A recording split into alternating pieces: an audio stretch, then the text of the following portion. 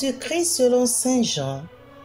En ce temps-là, Jésus déclara: Moi, je suis le bon pasteur, le vrai berger qui donne sa vie pour ses brebis.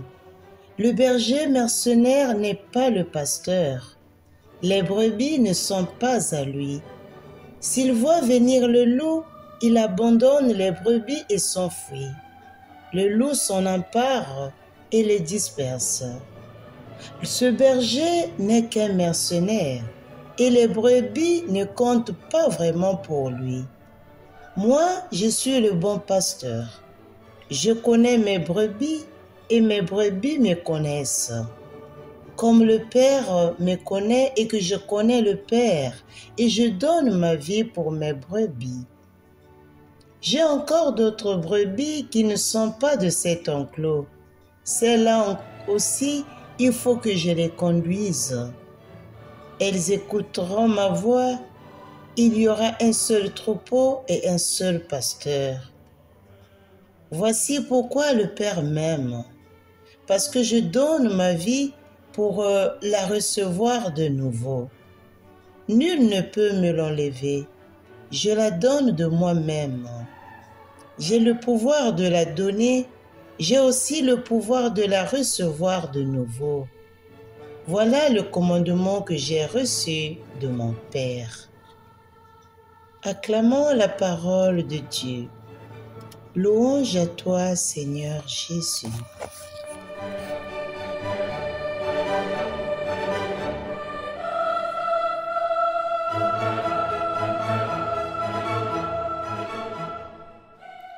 Chers abonnés de 3 minutes d'évangile, mes frères et sœurs dans le Seigneur, bonjour. Dans cet évangile, Jésus utilise l'image du berger avec les brebis pour nous faire comprendre la relation étroite qui existe entre lui et nous. Si nous réfléchissons à cette image, nous réalisons à quel point il doit être difficile pour un berger de conduire des centaines de brebis.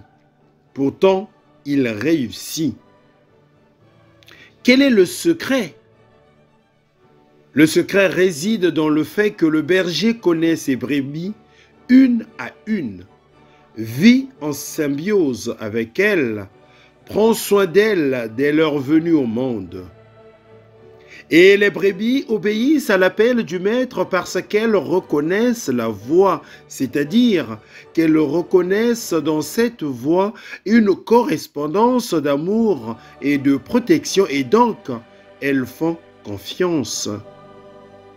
Être brebis, cependant, ne signifie pas être des brebis ou des chèvres désobéissantes. Nous ne devons pas suivre la foule, nous ne devons pas suivre le Christ sans comprendre pourquoi, mais nous devons le suivre en étant conscients qu'en lui, nous trouvons le sens de ce que nous sommes. Jésus est le beau berger. Même si la traduction actuelle rapporte l'adjectif bon, il faudrait le mettre belle, qui traduit mieux le grec original kalos. Qu'est-ce que cela signifie que Jésus est le beau berger? La beauté est quelque chose qui nous enchante, que nous recherchons toujours et qui ne suffit jamais. Nous recherchons la beauté dans la nature, chez la personne en face de nous, dans l'art, en nous-mêmes. Nous sommes imprégnés du désir de beauté et nous essayons également de rendre plus beau ce qui nous entoure. Mais cette recherche peut conduire à quelque chose qui n'est pas beau. Par exemple, la recherche d'une beauté stéréotypée qu'impose la société, avoir un physique mince et sculpté, avoir un certain type de coiffure, posséder les derniers gadgets, l'idée de faisant toujours preuve d'une jeunesse qui ne correspond pas à son âge réel, l'idée d'une liberté absolue de faire ce qu'on veut. Celui qui ne possède pas ces exigences n'est pas classé parmi les belles.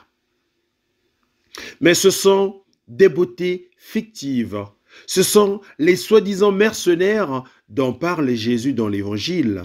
Des idéaux qui sont mis en place pour nous exploiter et qui font de nous des esclaves.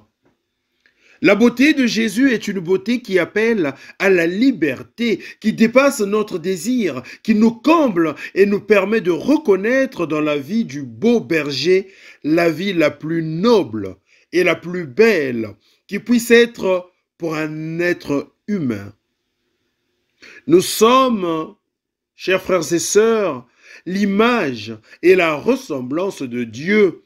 Nous sommes enfants de Dieu et Jésus est l'homme parfait qui prend soin de tous les hommes et en cela fait l'être humain. Chers frères et sœurs, chers abonnés de 3 minutes d'évangile, laissons-nous tirer au-delà de toutes les barrières du monde et entrons dans la foi au Fils de Dieu qui meurt et ressuscite pour nous. Alléluia.